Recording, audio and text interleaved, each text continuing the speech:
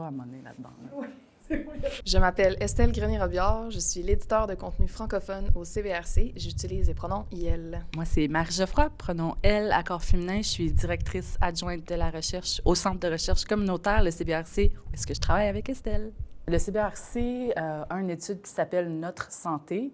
C'est une étude qui cherche à vraiment comprendre les enjeux de santé, les accès aux soins de santé, comment justement se passe la santé des populations d'ES, LGBTQ+, à travers le Canada. Nous, on travaille beaucoup avec l'approche par et pour les communautés. Donc, en développant nos sondages, en concertant justement les gens qui vont être touchés, les communautés, on s'assure vraiment de pouvoir aller chercher les informations dont on a besoin pour cerner les réels enjeux. Notre santé, c'est la première étude du CBRC, donc du Centre de recherche communautaire, qui était ouvert à toutes les communautés d'ES, LGBTQ+, pas seulement les hommes gays ou non-binaires qui ont des relations sexuelles avec les hommes, mais vraiment tout le monde. Donc, c'est la première fois qu'on ouvrait vraiment nos études. Et ce qui est vraiment marquant, c'est que les femmes queer, les lesbiennes, les personnes non-binaires ont vraiment répondu à l'appel, puis on a une forte proportion là, de participants qui sont de ces communautés-là. Et je pense que ça part vraiment du besoin de continuer à étudier parce que les gens ont envie de se faire entendre, ils ont envie d'avoir une visibilité, mais aussi une sécurité puis une santé. Donc, c'est vraiment ça, je pense, que je retiens là, de plus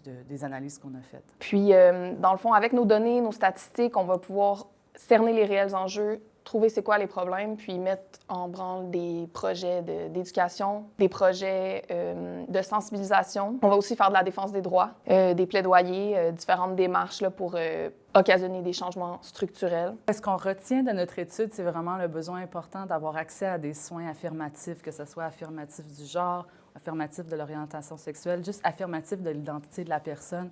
Souvent, les personnes qui ont des besoins de santé vont hésiter ou vont commencer des soins, surtout comme en santé mentale, bien vont ensuite arrêter parce qu'ils vont vivre la discrimination, des microagressions ou comme l'entièreté de leur identité ne va pas être prise en compte. Par exemple, on pense aux personnes non-binaires ou aux personnes racisées aussi qui vont aller voir quelqu'un qui ne connaît pas nécessairement les enjeux qu'ils vivent.